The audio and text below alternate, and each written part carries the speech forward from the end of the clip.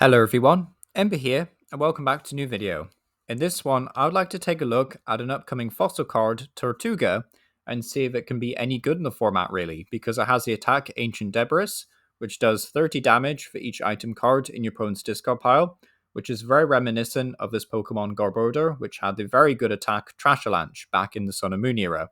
So for those of you who don't know about Garbodor and maybe didn't play in the Sun and Moon era of the game, Garb was one of the best attackers in that era of the game. Its attack Trashalanche was devastating in a format where competitive cards had about 100, 180 to 240 HP. So there was a couple of Pokemon that were quite tanky. I think Solgaleo GX and Metagross GX, I think both saw a decent amount of play. And they were 240 HP, so kind of respectable. But 20 damage for each item card in your opponent's discard pile was pretty lethal back then. So back then as well, tools still counted as item cards, so Field Blower could be used to potentially get plus 40 damage in a turn. So if you don't know what Field Blower does, it basically just says discard up to 2 in any combination of tool cards and item cards in play. Not item cards, tool cards and stadiums. Sorry. So yeah, Field Blower was a very, very good card. So yeah, it could definitely help in a very good tool card meta. So if there was a lot of playable tools, then Field Blower was just plus 40 damage, basically. So a great card for Garbodor. So yeah, Trashalanche damage compared to Tortuga is quite startling, to be honest. You need 8 items to do 180 with Trashalanche, whereas you only need 6 with Tortuga, which is definitely a massive upgrade.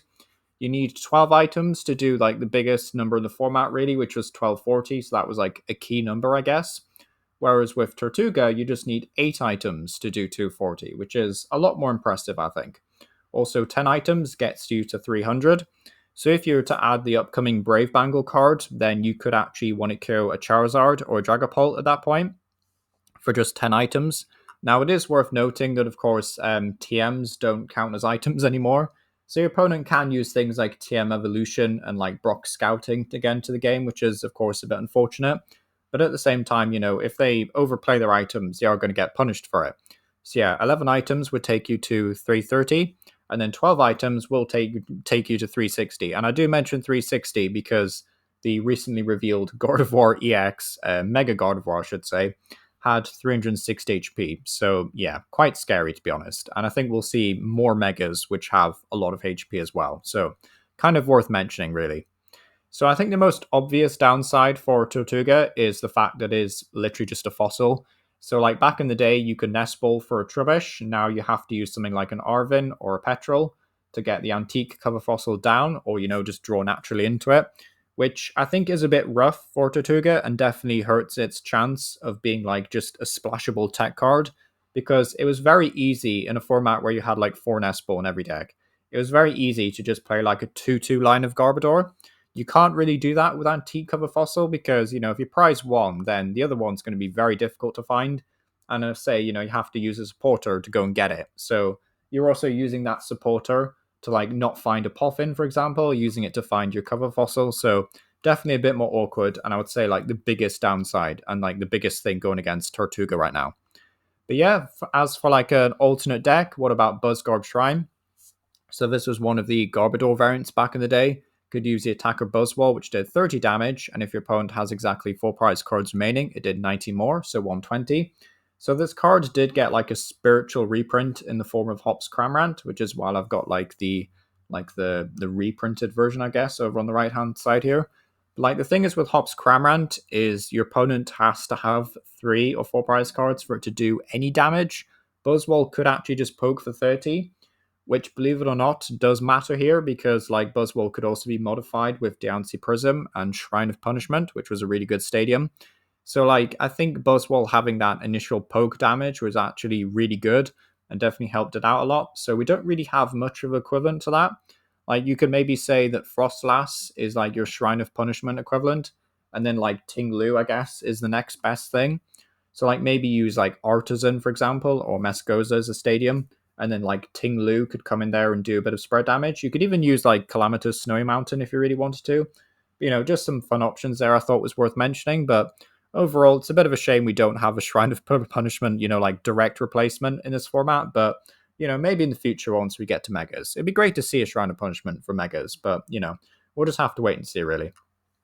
But yeah, as for some other Garbodor variants, we had Zorobod, not Zorobod, Zoropod, and then Podgarb, which Podgarb was one of my favorite decks from the Sun and Moon era. That deck was so much fun to play.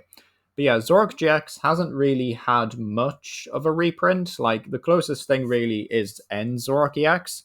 But to be honest, the key difference here is that N Zoroark EX needs 2 Dark Energy, which is a bit awkward when you have to pay water for Tiratuga.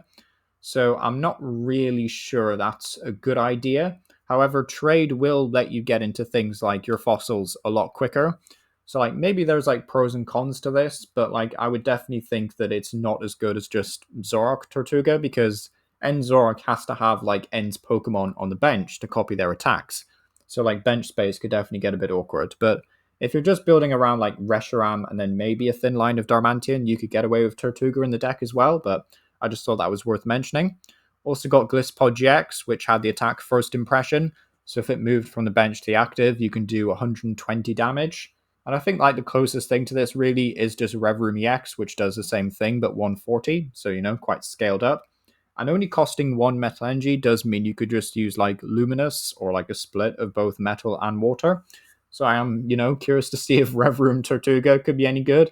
I don't think it would be as good as God Pod. I keep wanting to call it God Pod, but it's not. It's Pod Garb. That was the name. I don't think Revroom Tortuga will be as good as that. Be interesting to see though just how it performs in general as a rogue deck though. Like that could be a lot of fun, I think. So yeah, Accelerator Flash is still a decent move. Unfortunately, it doesn't like two-shot any like stage 2 or mega Pokemon, which is a bit of a pain. Like Gliscopod could two-shot anything, and then Armor Press was just decent because it reduced damage, and then Crossing Cut with the Choice Band could one-shot like basic EX Pokemon back in the day, basic EGX I should say. So yeah, like Revroom I think is slightly weaker, but having said that, you do have things like Shattering Speed as well to do a lot more damage in the early game with like Metang maybe. So I think there is perhaps a deck there to be had, so kind of interesting.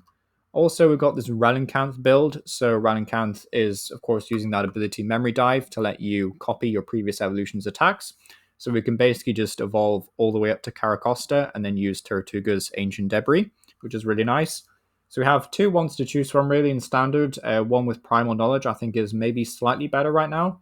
Attacks used by your Pokemon do 30 more damage to your opponent's active evolution, which pretty decent in this. It's just effectively 1 more item against evolution decks, which is cool. Also has the attack Tidal Wave, which does just a flat 150 for 2 water. So very efficient and just gives you like a proper damage output in the early game because your opponent's probably not playing too many items in the first few turns. So just being able to do, 150 I think is quite nice. So that Caracosta with Relincanth could be pretty good.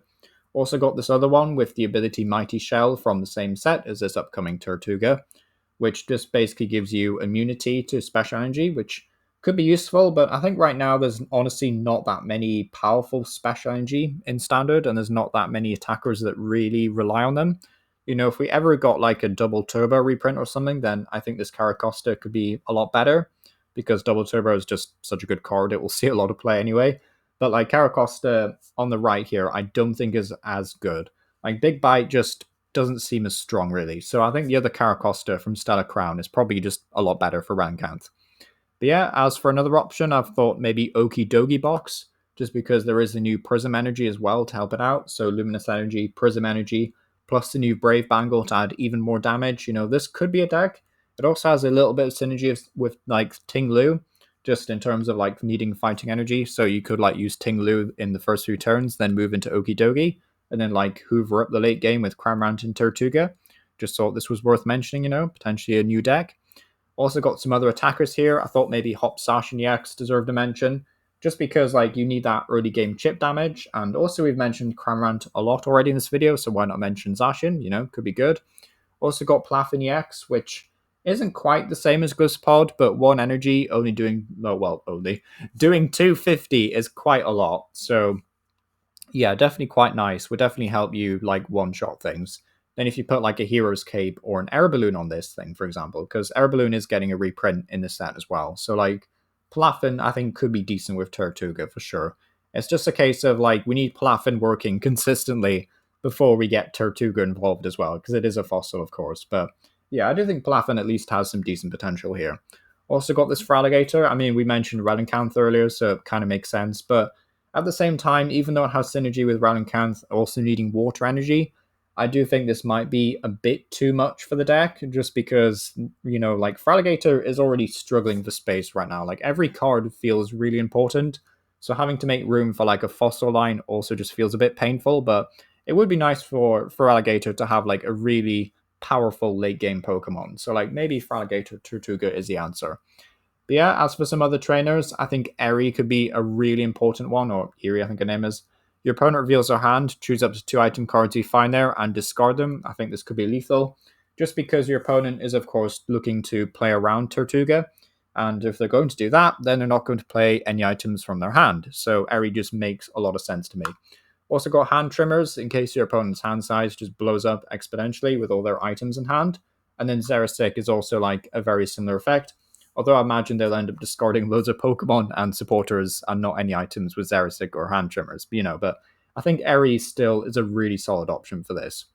But yeah, for some final thoughts on Tortuga, it doesn't seem as easy to set up with it being a fossil. That's I think a key point. What I would love to see is maybe an item that says like search your deck for 2 fossils and put them onto your bench, or like an item that says flip 3 coins for each head, search your deck for a fossil and a fossil Pokemon or something. That would be really cool to see. HP is also massively spiked, so the damage could be easier to play around. However, we do still have the upcoming Silver Bangle to get plus 30, and that Carracosta to add another plus 30, so quite good.